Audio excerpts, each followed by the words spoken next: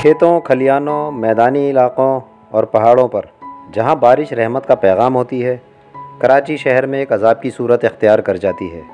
हर गली महल्ले में पानी जमा होना, नशेबी इलाकों में इस पानी का हफ्तों जमा रहना, के इलेक्ट्रिक के खंभों से करंट फैलना जो लोगों की हलाकत का सबब बनता है, आम सी बात हो गई है। कराची के मजलूम शहरी इस अजाब को हर साल भुगतते हैं। शहर में निकासी आपके 17 बड़े नाले हैं, ताहम इन नालों की सफाई का मुनासिब इंतज़ाम नहीं है। कहीं कहीं नुमाइशी इक़दाम ज़रूर नज़र आते हैं जो सिर्फ फ़ोटो सेशन के लिए होते हैं। अलबत्ता कराची के ज़िला वस्ती में इन नालों से कचरा निकालने का काम मुस्तकिल बुनियादों पर जारी है। बल्दियाती हुकूमत और अफसरान इन नालों पर तजावुज़ात पर आंखें बंद कर लेते हैं और इन तजावुज़ात के बाइस पानी की निकासी में रुकावट पूरे शहर को मुसीबत में मुब्तला कर देती है।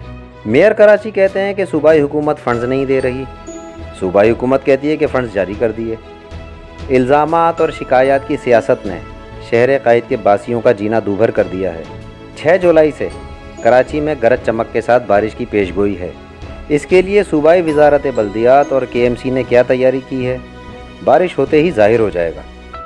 आम तौर पर वज़ीर, वज़रा और बल्दियाती हुक्काम आवाम में नहीं रहते, इसीलिए उन्हें आवाम की तकलीफ़ों का अंदाज़ा नहीं हो पाता।